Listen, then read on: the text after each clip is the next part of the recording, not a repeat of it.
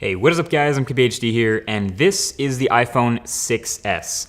Now I know it might be a little bit hard to tell the difference between the 6 and the 6S at first glance, so this video is everything you need to know that is new and different about the iPhone 6S. First of all, the design. So on the outside, the design remains nearly the same, not identical, but obviously super familiar for iPhone 6 users. For those with hawk eyes, you'll notice the iPhone 6 has all the FCC markings on the bottom and no S badge. Then the 6S came out after you were no longer required to have the FCC marking, so they got rid of them, and it looks a little bit cleaner, though the S badge, I guess, looks a little bit out of place. Anyway, the main way you'll actually be able to tell if someone has the new iPhone is if they have the new pink color. You mean rose gold, right? It's pink, so. Dude, it's rose gold. It's like a pale, faded version. Seriously, it's rose gold. All right. It's rose gold. Anyway, the real difference on the outside is that Apple's now using a 7000 series aluminum, which makes for a stronger body, which means it won't bend as easily. It's even reinforced internally around the volume buttons where it bent last year. You can't see that, but it's there. Overall though, button placement, headphone jack, mute switch, etc., all the stuff is in the same place. It's still also the rounded shape of last year, and I've said this before, the rounded sides make it a bit slippery in the hands, so you already know what to do. Although, something to note, this new iPhone is thicker, taller, and wider than the iPhone 6. So your cases and skins from last year probably won't fit, depending on how precise they are. One of my favorite changes, though, on the front of the new iPhone is the new Touch ID. This new fingerprint sensor is ridiculously fast. Some might even say too fast. It's fast to the point where if you wake up your phone and unlock it with your finger on the home button, you might actually miss the notifications that you could have read on your lock screen, which is pretty funny because you can basically unlock Touch ID with just a tap now and not holding the home button. You can just touch it and it'll read your fingerprint that fast. The workaround, of course, to not being able to read your notifications or just check the time would be to use a different finger to check that or resort back to that trusty sleep-wake button. So the next big upgrade with the iPhone 6S is on the inside, the specs. So when the 3GS first came out, Apple said the S stood for speed. Technically, they haven't said anything since then, so I'm just gonna assume the S again stands for speed because this phone is insanely fast. It's rocking Apple's new A9 chip, technically a dual-core chip, but two very powerful cores, near 2 gigahertz, and 2 gigabytes of RAM, which is plenty for iOS, as we know. So multitasking is great. It keeps more apps in memory now longer than they did before. And overall, day-to-day performance is super snappy. Frame rates are consistently high. I've been using this phone for weeks, so it's not just a brand new phone being fast. Apps open and close really quickly, and performance throughout is top-notch. The 6S drops some insane scores too in Geekbench, on par with some laptops. So if that gives you any idea, this phone is blazing. Now there is one spec that's actually technically worse than it was before, and that's the battery. On paper, you actually have technically a slightly smaller battery in these new iPhones than you did in the previous. So the iPhone 6S is down to 1715 milliamp hours, and the iPhone 6S Plus down to 2750. The battery life, however, is still about the same, meaning the iPhone 6S battery is okay. It'll probably last you a full day normally, but heavy days you might find yourself needing to plug in before the end of the day. But the iPhone 6S Plus battery is really good. That's one of the benefits of a bigger phone. The 6S Plus has one of the best battery lives in any smartphone. It has awesome standby time, meaning you can forget to charge it at night and not have any worries. And I've failed to kill it in a day, so I'm more than happy at the end of the day ending with 20 to 30% battery life, even after normal or heavy use. Now the next main thing that's changed in the iPhone 6S is the display. Now the panel itself is still the same. It'll still look the same, a 1334 by 750 IPS panel on the iPhone 6S and the 1080p LCD on the 6S Plus. But the display now has some extra hardware to make it pressure sensitive. Apple calls it 3D Touch, and it's basically the iPhone's biggest new feature. Now it's called 3D Touch, not Force Touch, because it has multiple layers of pressure sensitivity, and that's what allows for what Apple calls peak and pop. Nobody actually calls it that, but that's what Apple's naming it. So in an app that supports 3D Touch, if you see something you like, you can press into it with a bit of pressure to peek to see what it is. And if you like what you see, you can press even harder to pop into that thing to view it full screen.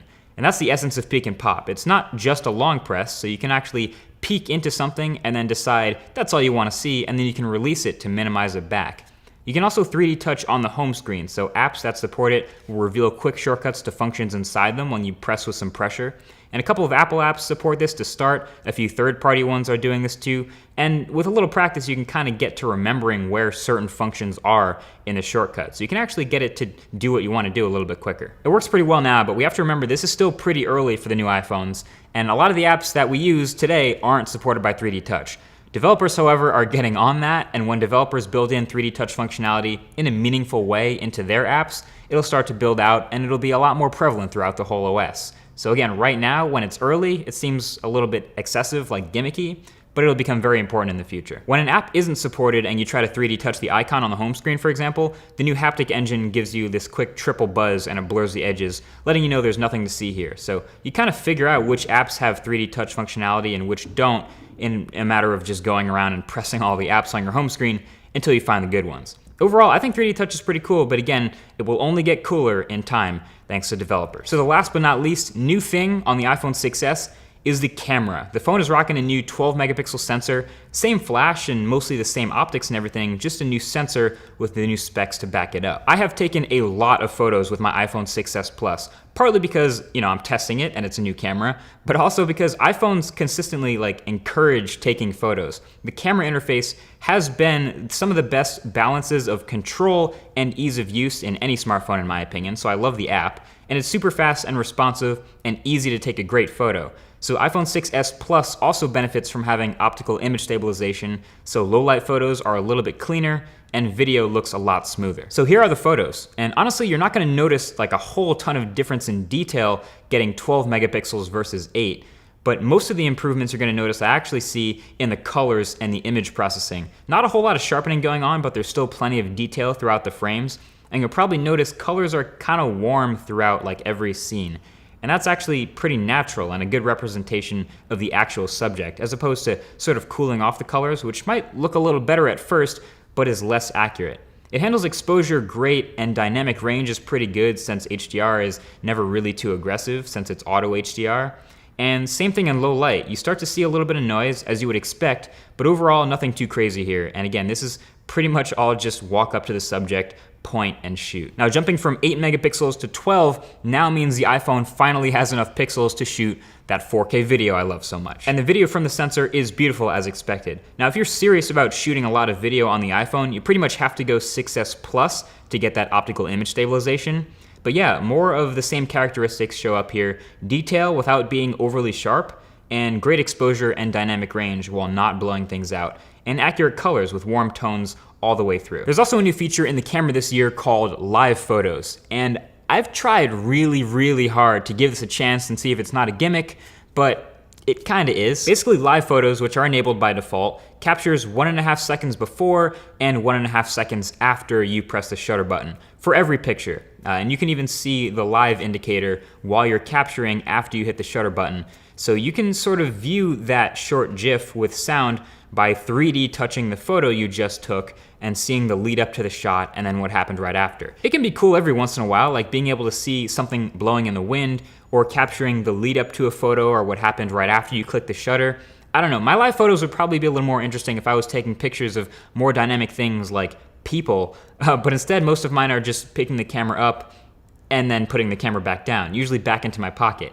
So there's an update coming to prevent this from happening by having the iPhone read the accelerometer and gyroscope to know when you stop holding your phone up.